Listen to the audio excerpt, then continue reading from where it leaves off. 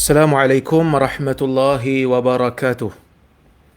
Alhamdulillah, nahmaduhu wa nasta'inuhu wa nastaghfiruh wa na'udzu billahi min shururi anfusina wa min sayyiati a'malina. Man yahdihillahu fala mudilla lah wa man yudlil fala hadiya lah.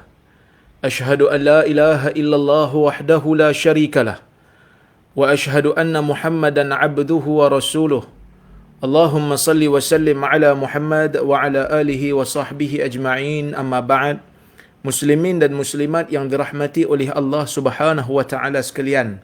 Alhamdulillah, pada hari ini kita dapat bersama-sama berhimpun secara atas talian untuk kita sambung perbincangan kita berkaitan dengan kitab Sahih Al-Bukhari, yang mana kuliah ini kita adakan sepanjang tempoh PKPB ni secara atas talian, yang mana diadakan 2 minggu sekali, iaitu pada hari Khamis, anjuran Badan Kebajikan Islam Telekom Malaysia. Jadi oleh kerana ada permintaan daripada kawan-kawan untuk saya crosskan dengan page saya, jadi pengikut-pengikut yang selalu mengikuti update di page Facebook Dr. Rozaimi Ramli akan dapat juga melihat kuliah pada hari ini, insya-Allah. Biasanya saya akan letakkan di page Bakit saja, tapi kali ini kita letak di 2 page. Mudah-mudahan ramai lagi yang akan dapat manfaat daripada kuliah pada tengah hari ini, insya-Allah. Jadi kita masih lagi di dalam Kitabul Ilm di dalam Sahih Al-Bukhari, iaitu kitab ataupun fasal yang berkaitan dengan ilmu. Fasal yang berkaitan dengan kedudukan ilmu di dalam Islam. Al-Imam Al-Bukhari meletakkan ini sebagai bab yang ketiga. Fasal ilmu ni diletak sebagai fasal yang ketiga setelah daripada Kitab Bad'il Wahyi dan Kitab Al-Iman. Kitab yang pertama, kitab ataupun fasal berkaitan dengan permulaan wahyu. Fasal yang kedua, fasal yang berkaitan dengan keimanan. Dan fasal yang ketiga ini adalah ilmu, dan kita masuk kepada bab yang baru pada hari ini, iaitu babu fadli man alima wa alam. Bab kelebihan orang yang mengetahui dan orang yang mengajar ilmu kepada orang lain. Nabi SAW sangat-sangat menghargai ilmu, sehingga dalam beberapa hadis kita akan dapati Nabi SAW memberikan galakkan dan ganjaran, menjanjikan ganjaran kepada mereka-mereka yang menuntut ilmu dan kepada mereka yang mengajarkan ilmu kepada orang lain. Baru diseimbang. Bukan hanya sekadar ganjaran tu dapat kepada orang yang belajar sahaja, tetapi mereka yang mengajar, mereka yang mengajarkan ilmu kebaikan kepada orang lain juga akan mendapat kelebihan, kerana dia menyuburkan budaya yang digalakkan di dalam Islam, iaitulah budaya menyuburkan ilmu. Al-Imam Al-Bukhari membawakan hadis di dalam bab ini, hadis nombor 79. Kata Al-Imam Al-Bukhari rahimahullah, haddatsana Muhammad ibn al-Ala qala haddatsana Hammad ibn Usamah an Buraid ibn Abdullah an Abi Burdah an Abi Musa عن النبي صلى الله عليه وسلم قال مثل ما بعثني الله به من الهدى والعلم كمثل الغيث الكثير أصاب أرضا فكان منها نقية قبلت الماء فأنبتت الكلاء والعشب الكثير وكانت منها أجاديب أمسكت الماء فنفعها الله بها الناس فشربوا وسقوا وزرعوا وأصابت منها طائفة أخرى إنما هي قيعان لا تمسك ماء ولا تنبت كلاء فذلك مثل من فقه في دين الله ونفعه ما بعثني الله به فعلم وعلم ومثل من لم يرفع بذلك رأسا ولم يقبل هدى الله الذي أرسلت به. Baik. Inilah hadis yang ke-79 yang Al-Imam Al-Bukhari bawakan di dalam bab kelebihan mereka yang belajar dan kelebihan mereka yang mengajar. Tuan-tuan dan puan-puan yang dirahmati oleh Allah Subhanahu wa taala, maksud hadis ni adalah telah bercerita kepada kami, kata Al-Imam Al-Bukhari, telah bercerita kepada kami hadis ini Muhammad Ibnul Ala. Katanya telah bercerita kepada kami hadis ini Hamad Ibnu Usamah, daripada Buraid Ibni Abdillah, daripada Abu Burdah, daripada Abu Musa Al-Ash'ari. Abu Musa Al-Ash'ari merupakan sahabat Nabi sallallahu alaihi wasallam yang berasal daripada Yaman, datang daripada Yaman menaiki kapal bersama dengan puak dia, bersama dengan kabilah dia, datang ke Madinah. Yang mana tuan-tuan dan puan-puan dan rahmati Allah sekalian, Abu Musa ni akhirnya Nabi hantar dia untuk berdakwah semula di Yaman. Nabi hantar dia untuk dakwah semula di Yaman, menjadi wakil Nabi sallallahu alaihi wasallam, menjadi pendakwah di sana, mengajak orang-orang Yaman untuk masuk ke dalam Islam. Ni Abu Musa Al-Ash'ari, yang mana Abu Musa ni terkenal sebagai orang yang mempunyai suara yang bagus ketika mana membaca Al-Quran, sehingga Nabi sallallahu alaihi wasallam memujinya dalam sebuah hadis. Kata Nabi, laqad utita mizmaran min mazamiri ali Daud, atau kama qala, yang bermaksud sesungguhnya kamu telah diberikan dengan seruling daripada seruling-seruling keluarga Nabi Allah Daud alaihi salam.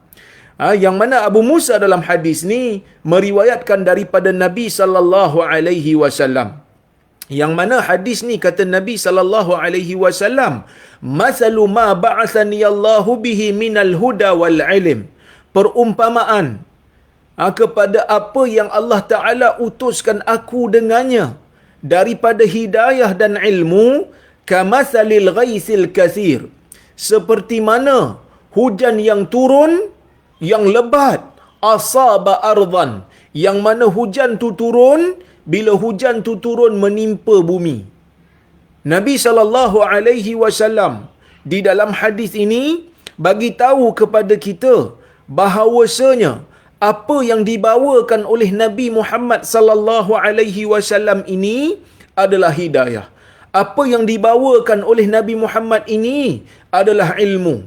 Jadi sesiapa yang nak mengikut jalan Nabi Muhammad sallallahu alaihi wasallam mesti untuk menambahkan ilmu, mesti untuk menambahkan hidayah, mencari petunjuk daripada Al-Quran dan As-Sunnah. Kerana inilah yang dibawakan oleh Nabi Muhammad sallallahu alaihi wasallam.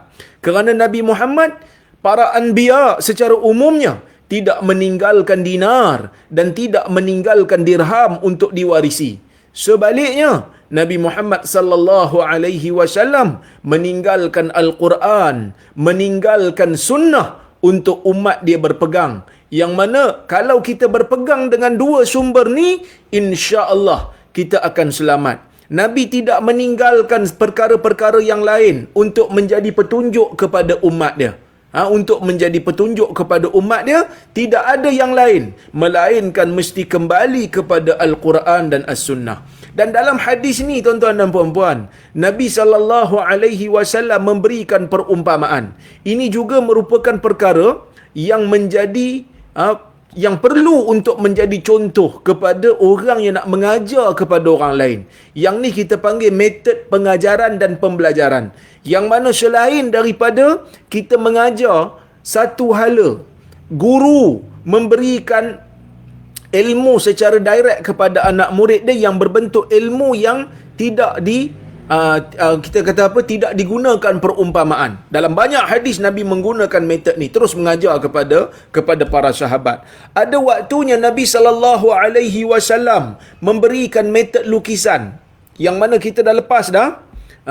Saya dah cerita dah sebelum ni, yang mana Nabi sallallahu alaihi wasallam pernah melukis kepada para sahabat. Nabi lukis di atas tanah untuk para sahabat melihatnya. Ini juga merupakan metod visual, memberikan gambaran secara penglihatan, boleh tengok dengan mata para sahabat sendiri. Dan ada waktunya Nabi Muhammad sallallahu alaihi wasallam memberikan teka-teki. Nabi memberikan teka-teki. Dalam hadis yang lepas-lepas, kita telah pun belajar berkaitan, kita telah pun bincang berkaitan dengan soalan Nabi kepada para sahabat tentang pokok yang sifatnya sama seperti sifat orang mukmin, iaitulah pokok tamar, dan saya telah pun huraikan hadis tersebut. Dan dalam hadis ini Nabi sallallahu alaihi wasallam menggunakan perumpamaan. Nabi kata, perumpamaan ilmu dan hidayah yang Allah Subhanahu wa taala utuskan aku dengannya sama seperti hujan yang banyak yang menimpa bumi. Hujan yang lebat. Nabi sallallahu alaihi wasallam memperumpamakan, Nabi menggunakan perumpamaan hidayah dan ilmu yang Nabi bawa, Nabi samakan, Nabi umpamakan seperti hujan yang lebat yang menimpa sebuah bumi. Dan Nabi sallallahu alaihi wasallam menggunakan perkataan ghais. Nabi gunakan perkataan ghais, yang mana orang Arab apabila menggunakan perkataan ghais, dia bermaksud hujan yang ditunggu-tunggu, hujan yang diperlukan oleh bumi, hujan yang menyuburkan, hujan yang menghidupkan tanaman dan tumbuh-tumbuhan, hujan yang akhirnya memberikan aliran air untuk diminum oleh haiwan dan juga manusia. Tuan-tuan dan puan-puan yang dirahmati oleh Allah Subhanahu wa taala, kenapa Nabi gunakan perkataan ghais? Nabi nak memberikan gambaran bahawasanya manusia ini sangat perlukan kepada hidayah dan ilmu yang terkandung di dalam wahyu yang dibawa oleh Nabi Muhammad sallallahu alaihi wasallam. Tanpa ada pimpinan wahyu, tidak mungkin manusia ini akan dapat tahu apakah itu hidayah. Tanpa pimpinan wahyu, tidak mungkin manusia ni akan tahu apa yang Allah Azza wa Jalla suka dan apa yang Allah Azza wa Jalla tidak suka. Tanpa bimbingan wahyu, kita sendiri tak tahu bagaimana tata cara untuk beribadah. Jadi turunnya wahyu kepada Nabi Muhammad sallallahu alaihi wasallam, ia merupakan satu isyarat bahawasanya yang diturunkan oleh Allah kepada Nabi Muhammad sallallahu alaihi wasallam itu daripada hidayah dan ilmu, ia seolah-olah hujan yang sangat diperlukan oleh bumi. Ia adalah seperti hujan yang mendinginkan dan memberikan nikmat. Nabi sallallahu alaihi wasallam menggunakan perkataan yang sangat tepat dalam nak menggambarkan hakikat dan keadaan wahyu yang mana Nabi diutuskan dengannya. Kalau Nabi guna perkataan matar pun hujan juga. Matar tu pun hujan juga. Tetapi mungkin ada orang faham, hujan ni ada hujan yang rahmat, ada hujan yang memberikan nikmat, dan ada hujan yang memberikan azab, ada hujan yang membawa musibah, ada hujan yang menyusahkan orang-orang yang terima. Sebab itu Nabi SAW ada mengajarkan kepada umat dia tentang bagaimana kita nak berinteraksi dengan hujan apabila hujan itu mula membawa musibah. Kalau sampai hujan tu membawa banjir, sampai hujan tu sekali dengan ribut, itu bukan lagi hujan yang membawa nikmat, tetapi mungkin hujan itu membawa musibah, nak bagi kita peringatan. Mungkin ada benda-benda yang kita buat sampai lupa kepada Allah Azza wa Jal. Maka sebab itu Nabi ajar doa untuk tolak hujan. Bukan doa untuk kita panggil berhentikan hujan. Kerana kita tak boleh doa berhentikan hujan. Kerana hujan ni dia tak boleh kurang. Hujan mesti sama setiap tahun. Di sana ada hadis riwayat Al-Imamul Baihaqi. Sanad dia dhaif daripada Nabi SAW. Tetapi fakta saintifik hari ini membuktikan ia adalah benar. Yang sahihnya ia adalah kalam Ibnu Abbas. Ada riwayat yang disandarkan kepada Nabi, tetapi sandaran itu tidak kuat. Tetapi dengan pembuktian saintifik membuktikan bahawasanya apa yang disebutkan oleh Ibnu Abbas dalam hadis yang saya akan sebut ni merupakan perkara yang pastinya Ibnu Abbas ambil daripada Nabi SAW. Kerana tidak mungkin hadis ini diucapkan oleh mana-mana orang, kerana Nabi SAW saja yang menerima wahyu pada waktu tu. Yang mana pada waktu tu tak ada siapa pun buat kajian dan tidak ada siapa pun yang tahu tentang jumlah hujan dalam satu tahun di dalam dunia ini. Dalam hadis Nabi SAW menyebutkan, Ibn Abbas mengatakan, laisal am bi amtara min am walakinallaha yusrifu. Yang bermaksud, tidaklah satu hujan itu tidaklah satu tahun itu lebih banyak hujan berbanding tahun-tahun yang sebelumnya. Bukan tahun ni lebih banyak hujan pada tahun lain. Walakinallaha yusrifu. Tetapi Allah lah yang mengalih-ngalihkan hujan itu. Maksudnya, kalau tahun ni hujan banyak di tempat kita, bukan bermakna hujan menjadi lebih. Tetapi Allah Azza wa Jal mengalihkan hujan yang sepatutnya turun di tempat lain, Allah alihkan turun di tempat kita banyak. Jadi sebab itu Nabi SAW bila hujan turun banyak di satu-satu tempat sehingga menyukarkan orang yang berada di tempat tu, Nabi mengajarkan doa, Allahumma hawalaina wala alaina. Ya Allah, turunkanlah hujan ini di sekeliling kami dan jangan turunkan ia di atas kami. Tengok doa Nabi sangat bermanfaat dan sangat selari dengan hakikat fakta saintifik. Kita tak minta, ya Allah berhentikanlah hujan ni. No. Kerana hujan diperlukan. Kalau kita tak perlu tempat kita, tempat lain memerlukan. Maka sebab itu Nabi ajar, Allahumma hawalaina, wahai Tuhan, turunkanlah hujan sekeliling kami, jangan turun atas kami. Kenapa? Kerana hujan yang turun di atas kami ni sudah memadai, sudah cukup, dan kami bimbang ia akan membawa bencana dan musibah. Takut dia bawa banjir, takut dia bawa selut, takut dia bawa ribut, takut dia bawa banjir lumpur sampai menghapuskan orang-orang yang terlibat. Jadi Allahumma hawalaina wala alaina. Ya Allah, turunkan hujan keliling kami, jangan turun atas kami. Itu di antara doa yang Nabi ajar. Kemudian, tuan-tuan dan puan-puan yang dirahmati Allah sekalian, Nabi menggunakan perumpamaan hujan yang turun tu bukan hanya hujan yang turun waktu diperlukan, tetapi hujan yang diperlukan itu ialah hujan yang banyak. Hujan yang banyak maksudnya hidayah dan ilmu yang ada, yang terkandung di dalam wahyu ini terlalu banyak, sehingga kita kalau nak beragama tidak perlu untuk mencari panduan selain daripada panduan Nabi Muhammad sallallahu alaihi wasallam. Kita tak perlu lagi dalam bab agama ni, tak perlu rekaan.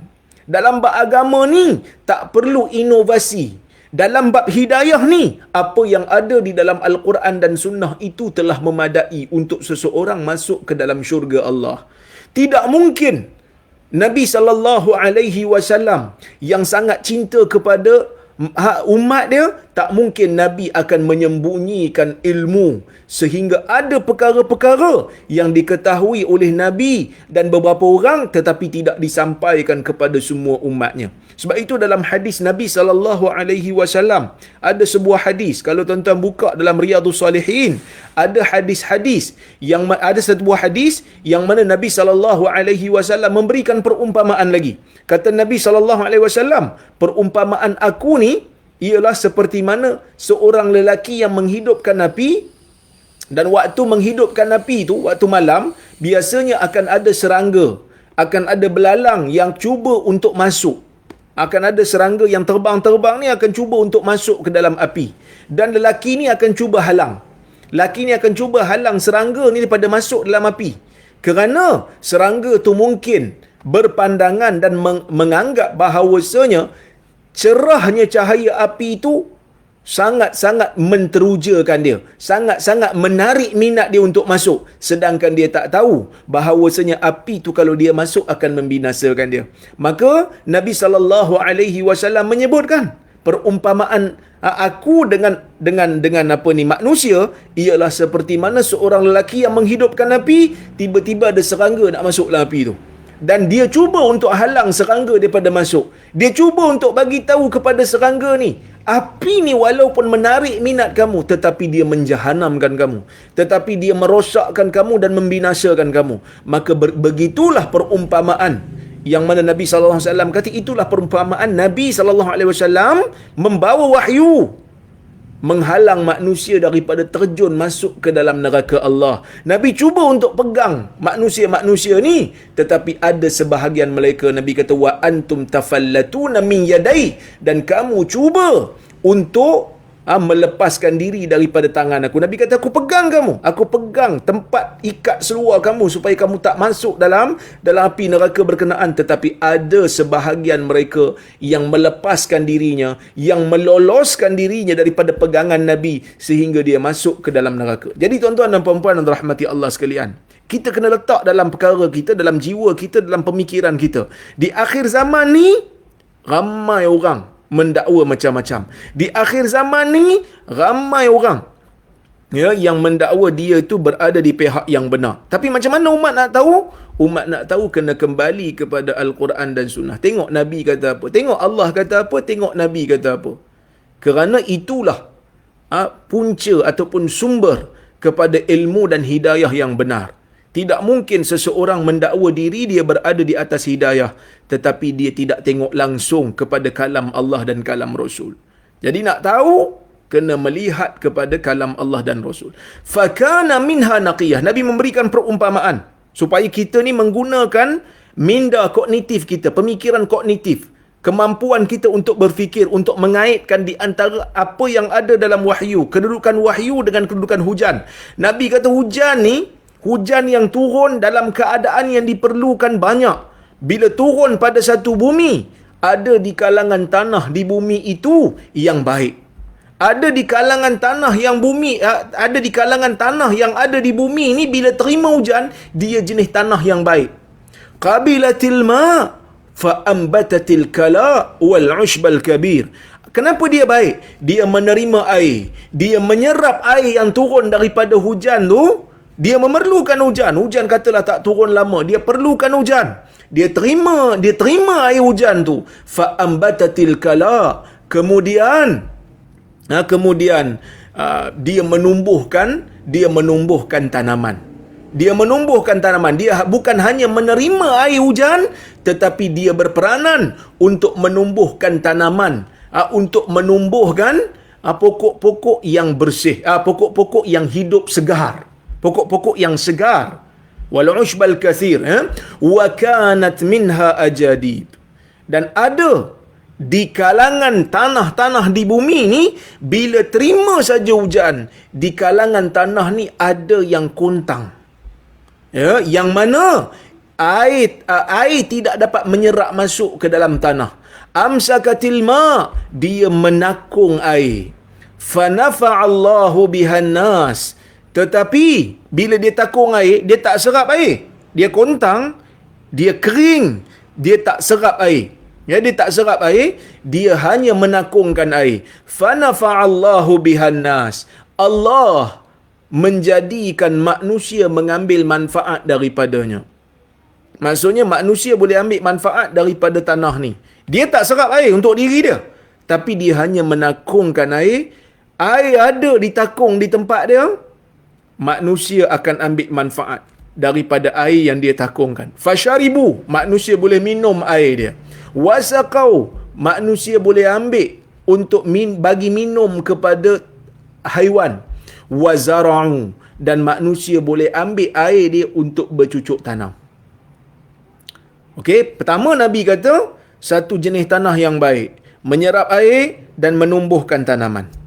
Satu lagi Nabi kata, tanah yang kontang, tanah yang kering, menakung air, Allah Azza wa Jal akan menjadikan dia ni bermanfaat untuk manusia. Air yang dia takungkan tu bermanfaat untuk manusia. Fasharibu wasaqa wazara'u, manusia boleh minum daripada situ, manusia boleh bawa haiwan pergi minum kat situ kalau mereka mengembala haiwan. Wazara'u, kalau mereka petani boleh ambil air daripada takungan tu, boleh tumbuhkan pokok yang lain, iaitu dengan mengangkut air ataupun mengalirkan air yang dia takungkan tu ke tempat yang mereka berkebun. Dan Nabi kata ada satu lagi, wa asabat minha ta'ifatan ukhra, dan hujan ni akan turun lagi pada satu jenis tanah. Innama hiya ki'an, yang mana tanah ni, tuan-tuan dan puan-puan yang rahmati Allah sekalian, tanah yang rata, La tumsikuma wa la tumbitu kala. Yang mana tanah ini tanah yang rata, tanah yang tidak menakungkan air, dan tanah yang tidak menumbuhkan apa-apa tumbuhan. So ada 3 jenis tanah Nabi memberikan perumpamaan. Maksud tanah ni manusia lah. Tanah yang Nabi maksudkan ni, Nabi gambarkan inilah keadaan manusia. Ada satu jenis manusia, bila dengar kalam Allah yang dibawakan oleh Nabi, bila dengar kalam Rasul yang disampaikan kepada dia daripada kalam Sayyidil Mursalin sallallahu alaihi wasallam, dia akan serap ilmu tu. Kemudian dia akan tumbuhkan pokok. Apa maksud serap ilmu? Maksudnya dia memahaminya, dia menghafalnya dan memahaminya. Kemudian dia akan mengajarkannya kepada orang lain. Dia mengajarkan kepada orang lain. Dia dapat manfaat untuk diri dia. Dia menyuburkan diri dia dengan air yang dibawakan, dengan hidayah yang Nabi bawa, dia dapat untuk diri dia. Dan dia menumbuhkan pokok. Dia memberi kehidupan kepada pokok. Dia memberikan kehidupan jiwa kepada manusia. Itu perumpamaan dia. Maksudnya, ni manusia yang paling terbaik sekali. Bahkan dalam hadis Nabi sallallahu alaihi wasallam, dalam hadis ni Nabi sallallahu alaihi wasallam meletakkan yang ni nombor 1. Perumpamaan ni perumpamaan yang terbaik. Kalau boleh kita jadikan diri kita berada di tempat ni, iaitu kita faham Al-Quran, kita faham As-Sunnah, kemudian kita memberi faham pula kepada orang lain. Kita duk dengar kuliah ni, kita sampaikan sikit-sikit pada orang lain. Tak semestinya semua orang kena jadi alim ulama. Tak semestinya semua orang kena jadi mujtahid. Zaman ni nak jadi mujtahid susah lah kan. Memang tak adalah mujtahid mutlak di zaman ni. Tapi setidak-tidaknya, tuan-tuan dan puan-puan rahmati Allah sekalian, apa saja ayat Quran yang kita dengar, apa saja hadis yang sahih, yang hasan yang kita dengar, kita faham, kita sampaikan pula kepada orang lain. Selagi mana kita yakin bahawasanya hadis itu adalah hadis yang memang daripada Rasulullah SAW, kita boleh sebarkan. Contohnya macam hadis ni lah kita sebarkan. Kita tulis-tulis sikit, buat nota-nota sikit, lepas tu kita sebarkan pada ahli grup. Mudah-mudahan mereka mendapat manfaat. Paling tidak, walaupun sedikit, kita cuba untuk menjadikan diri kita seperti tanah yang baik, tanah yang menyerap air hujan dan menumbuhkan pokok. Iaitu manusia. Perumpamaannya ialah manusia yang baik, yang memahami dalil Al-Quran dan Sunnah, dan mereka mengamalkannya untuk diri mereka. Mereka memahaminya, menghafalnya, memahaminya, mengamalkannya, kemudian mereka menyampaikannya kepada orang lain. Mereka menyampaikannya kepada orang lain. Maksudnya mereka memberikan kehidupan jiwa kepada orang lain, yang mana menghidupkan jiwa ni tidak mungkin melainkan mesti dengan ilmu yang datang daripada Al-Quran dan Sunnah. Itu yang pertama. Ini yang paling baik. Kalau kita boleh jadikan diri kita macam ni, alhamdulillah. Walaupun kita tak jadi mujtahid, tak apa. Paling tidak kita ada benda yang kita usaha untuk jadikan diri kita ni berada di tempat yang pertama, iaitu manusia yang terbaik. Tetapi ada satu lagi, Nabi kata ajadib. Satu lagi tanah yang hanya menakungkan air. Tanah yang menakungkan air ni Nabi kata perumpamaan orang yang dia belajar, orang yang dia dapat maklumat, tetapi dia tak faham, tetapi dia tak dapat untuk diri dia. Maka Allah akan jadikan apa yang dia bawa tu memanfaatkan orang lain pula. Macam tadilah tanah tadi, dia hanya takung air. Untuk diri dia tak dapat, tapi orang lain boleh ambil daripada apa yang dia takung. Ni siapa ni? Kalau tuan-tuan dan puan-puan tengok, dalam perawi-perawi hadis ni, ramai saja perawi-perawi hadis yang mana mereka ni tak dianggap sebagai faqih. Walaupun saya tidak nafikan, di kalangan para muhaddisin yang besar-besar, ulama-ulama hadis yang besar-besar ni, ramai di kalangan mereka adalah faqih. Seperti Al-Imamul Bukhari, dia faqih. Walaupun ada orang cuba untuk pelik kan, dia kata pelik, Bukhari faqih. Bukhari faqih. Kerana kalau kita tengok di dalam tajuk-tajuk bab di dalam Sahih Al-Bukhari, kita akan dapati fiqh Imam Bukhari ni memang dekat tajuk bab dia. Nanti insya-Allah sampai satu masa nanti kita akan bincang tentang fiqh Al-Bukhari bila sampai pada bab dia nanti. Kita akan tengok bagaimana Al-Imam Al-Bukhari, pandangan dia tu sangat-sangat teliti dan sangat-sangat detail apabila melihat sesebuah dalil. Kalau kita tengok macam Abu Daud, Al-Imam Abu Daud mengarang kitab sunan, dia juga adalah faqih. Al-Imam Tirmizi ketika mengarang Jami' Tirmizi ataupun Sunan Tirmizi, dia juga mempunyai maklumat fiqh yang dahsyat kerana dia berjaya untuk nukilkan pandangan-pandangan ulama fiqh di dalam sunan setelah dia meriwayatkan sesebuah hadis. Maksudnya dia ada maklumat. Bahkan kalau kita tengok imam yang 4 tu pun, mereka juga adalah muhaddis. Al-Imam Abu Hanifah, Al-Imam Malik, Al-Imam Syafi'i, Al-Imam Ahmad bin Hanbal. Mereka semua ini adalah ulama hadis yang besar. Tetapi kita tidak nafikan, selain daripada mereka, ada perawi-perawi yang menjadi perawi hadis, yang ingatannya baik, yang mereka ni kalau riwayat hadis, mereka adalah orang yang dipercayai. Tetapi bila mereka meriwayatkan hadis, mereka tidaklah faqih seperti mana ulama-ulama fiqh. Yang mana kalau kita tengok dalam sanad-sanad yang hadis ni, bukan semua perawi-perawi hadis ni adalah tokoh besar yang ada pengikut dari sudut fiqhnya. Ramai yang tak ada mazhab sendiri pun. Kerana apa? Kerana mereka ini tidak mempunyai kemampuan untuk memahami hadis. Tidak memahami hadis dengan detail. Mereka mungkin faham secara umum, tetapi nak istimbat, nak rumuskan hukum yang detail daripada riwayat yang mereka bawa ni, mungkin bermasalah. Mungkin mereka tak ada kepakaran. Mungkin mereka ni tak begitu menumpu dalam masalah ni. Mungkin mereka hanya tumpu bagaimana untuk mendapatkan hadis yang banyak supaya dapat diriwayatkan kepada manusia yang lain. Habis tu kalau macam ni ustaz, macam mana? Adakah ada kebaikan bagi mereka? Kalau begini pun sebenarnya bagus. Tapi taklah sebagus orang yang pertama tadi. Yang ni pun bagus, tuan-tuan dan puan-puan. Bagus. Kalau boleh dapat macam ni pun alhamdulillah. Kenapa saya kata perawi hadis ramai yang macam ni? Kerana tak semua perawi hadis ni ada mazhab sendiri dari sudut fiqhnya. Kadang-kadang kita tahu dia ni perawi yang dipercayai, tapi ada ke pandangan fiqh yang dia punya sendiri? Tidak ada. Ramai yang begitu. Tetapi ada ke kelebihan mereka ni? Nabi kata ada kelebihan lah. Sehingga Allah, kata Nabi, فَنَفَعَ bihan nas, yang mana Allah memberikan manfaat. Dengan tanah yang jenis ini, Allah memberikan manfaat kepada manusia lain. Yang mana manusia boleh minum daripada air yang ditakung, boleh memberikan minuman kepada haiwan, dan boleh menggunakannya untuk menyiram kebun-kebun mereka. Jadi ulama-ulama hadis yang perawi-perawi hadis yang mana tidak ada pandangan-pandangan fiqh mereka ni, ada kelebihan jugalah. Bahkan dalam hadis yang lain, Nabi SAW memberikan janji kepada mereka ni.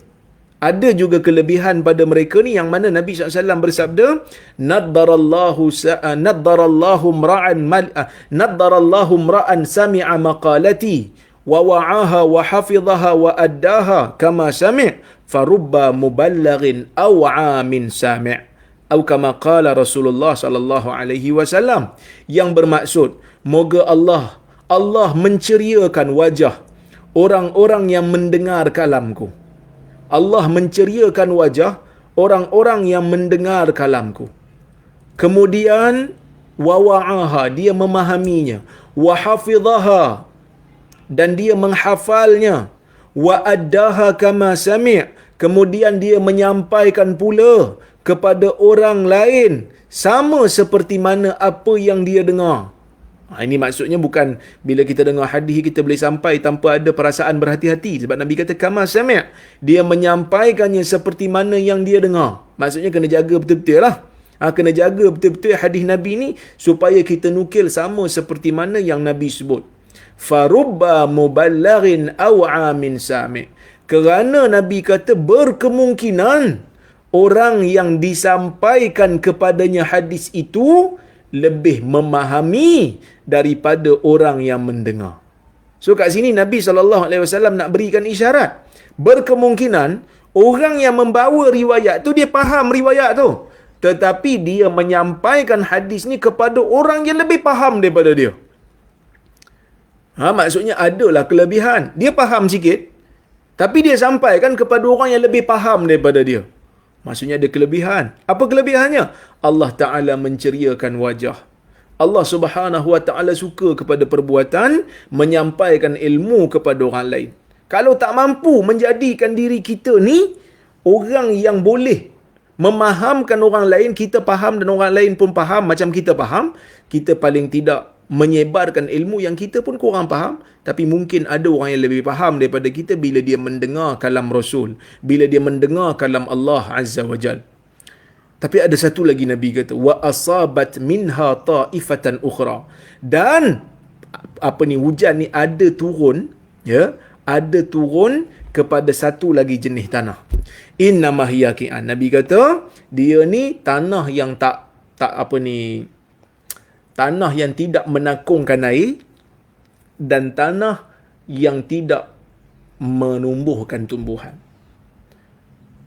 Yang ni kalau boleh janganlah.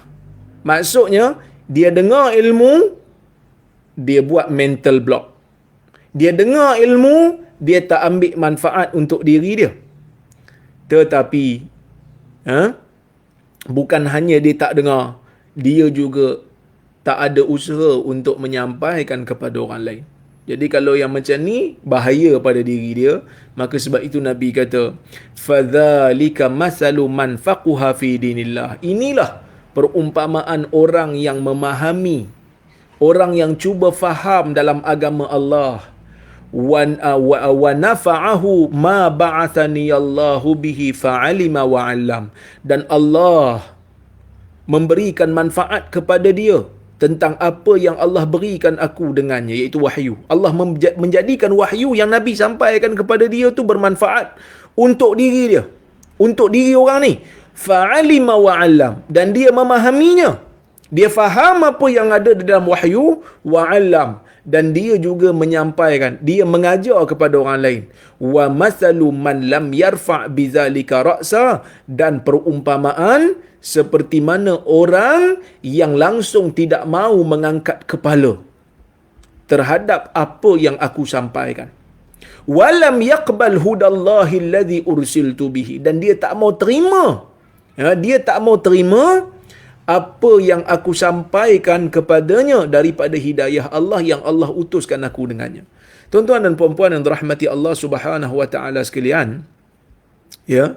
Kalau kita tengok dalam hadis ni, Nabi SAW kata yang terbaik tu yang pertamalah. Yang terbaik tu yang pertama, dia faham tentang agama Allah. Dia faham tentang wahyu yang diturunkan kepada Nabi Muhammad, kemudian dia mengajar. Ini terbaik. Kalau tak mampu, paling tidak sampaikanlah ilmu supaya orang lain boleh faham, ambil manfaat. Tapi jangan jadi golongan yang ketiga, golongan yang dia pun tak dapat manfaat dan dia pula tak sampaikan. Lagi teruk pada tu, kalau dia pula usaha supaya ilmu tersebut dihalang dan disekat daripada sampai kepada orang lain. Dahlah dia tak faham. Lepas tu dia usaha pula supaya ilmu tu disekat daripada orang lain. Sebab itu tuan-tuan dan puan-puan yang dirahmati Allah sekalian, kita ni kena hati-hati supaya kita tak termasuk dalam golongan yang ketiga, iaitu golongan yang takabur, golongan yang sombong daripada nak mempelajari ilmu. Kita masuk pada bab berikutnya insya-Allah. Babu raf'il ilmi wa zuhuril jahli. Bab diangkatnya ilmu dan zahirnya kejahilan. Baik. Wa qala Rabi'ah, kata Imam Al-Bukhari, wa qala Rabi'ah la yanbaghi li ahadin 'indahu shay'un min al-'ilmi ay yudayyi'a nafsah. Kata Rabi'ah ni guru kepada Al-Imam Malik rahimahullah. Digelar dia ni Rabi'atul Ra'i. Seorang faqih, seorang muhaddis. Dia kata, tidak wajar bagi seseorang yang padanya ada sesuatu daripada ilmu untuk yudayyi'u nafsah, untuk dia mensia-siakan diri dia. Para ulama seperti Ibnu Hajar Al-Asqalani cuba untuk memahami apa maksud dia, iaitu yang kita kata bila dia ada sedikit ilmu tu kita faham lah. Bila dia kata ada sedikit ilmu tu kita faham. Tetapi bila dia kata jangan dia mensia-siakan diri dia. Apa maksud mensia-siakan diri ni? Maka Ibn Hajar memberikan beberapa kebarangkalian. Berkemungkinan maksud Rabi'ah itu ialah sesiapa yang ada sedikit kefahaman. Sesiapa yang ada kefahaman di dalam agama, sesiapa yang ada kemampuan untuk menerima ilmu, jangan sekali-kali untuk mensia-siakan diri dia sampai meninggalkan majlis ilmu jadi pemalas. Maksud siapa yang ada kemampuan untuk faham, sesiapa yang ada kemampuan untuk belajar, jangan sekali-kali sia-siakan diri dia dengan buat benda-benda yang tak berfaedah. Ini pertama. Ini kebarangkalian yang pertama yang disebutkan oleh Ibn Hajar. Kebarangkalian ni okey. Sebab perkataan Rabi'atul Ra'yi ni boleh difahami dengan cara yang pelbagai. Dia kata, Ibn Hajar kata berkemungkinan ni maksud dia. Iaitu orang yang ada kemampuan untuk belajar, akal bagus, kemampuan analisis bagus, patutnya jangan buang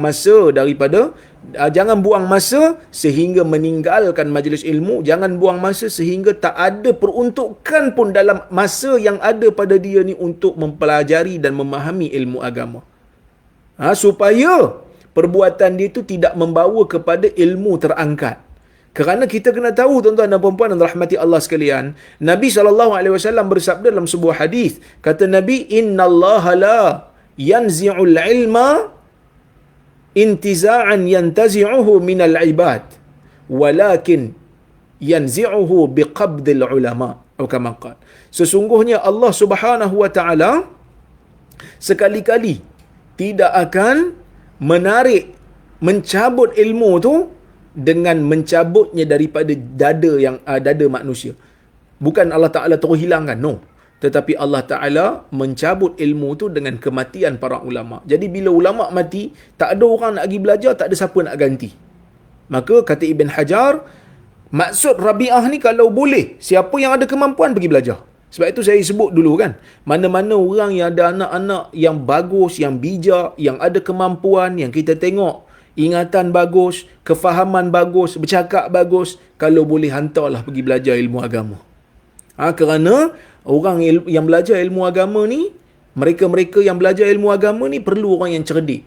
Perlu orang yang cerdik, perlu orang yang bijak, perlu orang yang tangkas. Bukan orang-orang yang lemah, yang tak boleh nak belajar apa-apa, baru belajar agama. Yang mana kadang-kadang kefahaman dia pun lari jauh daripada kefahaman apa yang dikehendaki di dalam wahyu. Itu yang pertama. Kemungkinan yang pertama.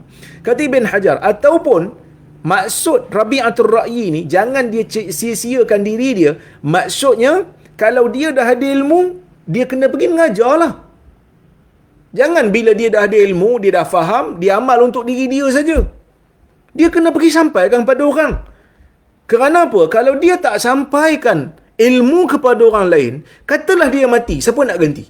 Maka ilmu akan terangkat.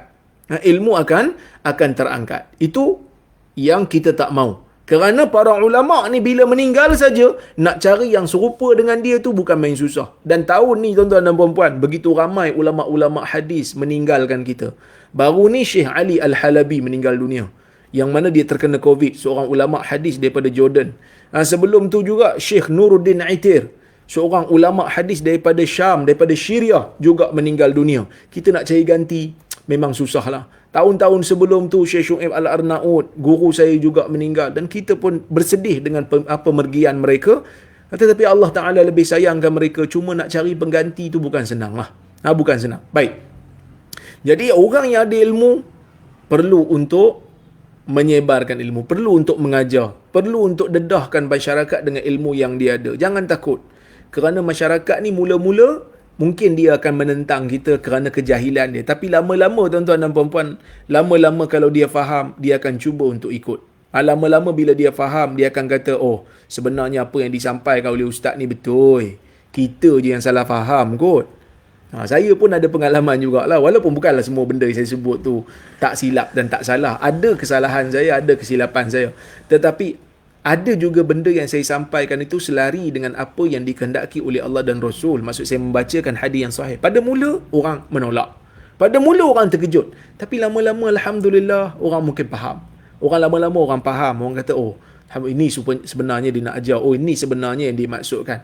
Tapi kita perlu untuk mempunyai kesabaran, perlu untuk tenang. Jangan begitu kelang kabut. Bila orang hentam kita, kita tenang, kita relax. Kita jawab selagi mana, tapi kita jangan jangan balas dengan makian. Okey? Kemudian, tuan-tuan dan puan-puan yang rahmati Allah sekalian, Ibn Hajar kata, ataupun mungkin yang dimaksudkan oleh Rabi'ah ini, kalau orang yang ada ilmu, kalau orang yang ada kemampuan, yang ada kefahaman dalam agama, dia perlu untuk bagi tahu kepada orang lain bahawasanya dia mempunyai kemampuan supaya orang datang belajar kat dia. Maksud dia kena bagi tahulah, saya ni belajar sekian-sekian, saya ni belajar sekian-sekian. Itu mungkin maksudnya di sisi Ibn Hajar. Dulu ada orang saya kata apa, duk kecam saya lah. Dia kata saya menipu apa semua, tak ada kemampuan dalam hadis. Tu yang saya tunjuk CJ saya tu. Bukan saya nak bangga diri ke apa. Saya belajar di Jordan tu, tak ada siapa tahu keputusan exam saya. Budak-budak degree pun yang baik dengan saya di sana, saya tak bagi tahu pun pada seorang pun saya punya pointer. Tapi bila orang dah mula untuk mempertikaikan kelayakan saya, dan saya keluarkan, nak bagi tahu bahawa saya belajar ikut formal. Saya belajar ni ikut seperti mana yang digariskan oleh kerajaan Malaysia. Maksudnya di universiti yang diiktiraf. Bukan untuk apa, tetapi nak bagi tahu saya adalah mengikuti tata cara pembelajaran yang diiktiraf oleh kerajaan Malaysia. Jadi orang yang ada kemampuan apa semua ni, kalau boleh pergi mengajar. Kita tak suruh untuk dia dakwa dia tahu semua benda, tapi benda yang dia tahu dia ajarlah. Selagi mana dia tahu benda tu betul, pergi ajar. Kerana apa? Kerana mengajar ni, selain daripada mendapat pahala mengajar orang, pahala besar ni. Sebab apa? Sebab kita ajar orang benda yang berkaitan dengan ibadat mereka. Ilmu agama ni, tuan-tuan dan puan-puan, penting. Bila kita ajar, orang tu akan amal. Dan selagi mana orang tu amal kerana kita bagi tahu, kita akan dapat pahala. Wa ilmun yuntafa'u bihi, yang Nabi sebut dalam hadis. Terputus amalan bila meninggal je anak Adam, terputus bekalan, melainkan bertiga kan. Anak soleh yang mendoakan. Sedekah jariah, sedekah yang berjalan. Dan ilmu yang dimanfaatkan. Jadi kalau ilmu yang kita ajar kepada masyarakat tu diamalkan, bermula daripada kita ajar dia, mereka amalkan, dan mereka pula ajarkan kepada orang lain, cuba bayangkan berapa banyak pahala yang kita akan kumpulkan.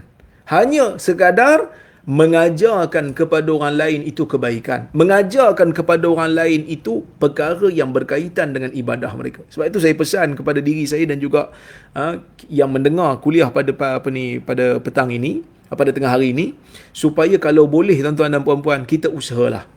Kita usaha supaya anak-anak kita yang kecil-kecil ni, paling tidak Al-Fatihah kita ajar.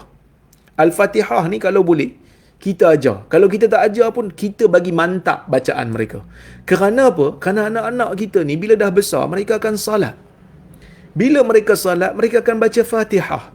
Dan bila mereka baca Fatihah, bayangkan kalau yang diajar tu guru mereka semata-mata, bukan kita yang ajar, maka kita akan rugi. Kerana apa? Kerana orang lain yang mendapat pahala daripada amalan anak kita. Sebaliknya, kalau kita ajar anak kita Fatihah, cikgu ajar juga, kita pun ajar juga, kita mantapkan bacaan mereka terhadap Fatihah. Bayangkan, sepanjang hayat mereka salat, sepanjang hayat mereka akan beribadat dan membaca Fatihah, sepanjang itu jugalah kita akan mendapat pahala yang tidak akan terhenti-henti. Maka ni satu kelebihan yang Allah Subhanahu Wa Taala sediakan kepada orang yang mengetahui ilmu dan mengajarkan kebaikan ilmu tersebut kepada orang lain.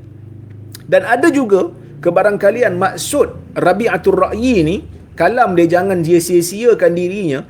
Mungkin juga ada yang kata dia mesti untuk menghormati ilmu dan meletakkan ilmunya di tempat yang betul, sehingga jangan dia jadikan diri dia ni terdedah dengan habuan dunia.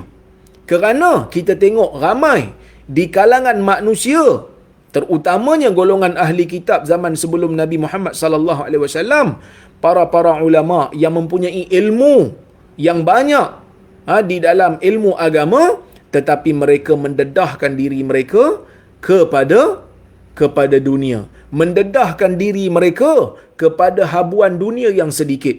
Kata Ibn Hajar, wa hadha ma'na hasan. Dia kata ni makna yang baik.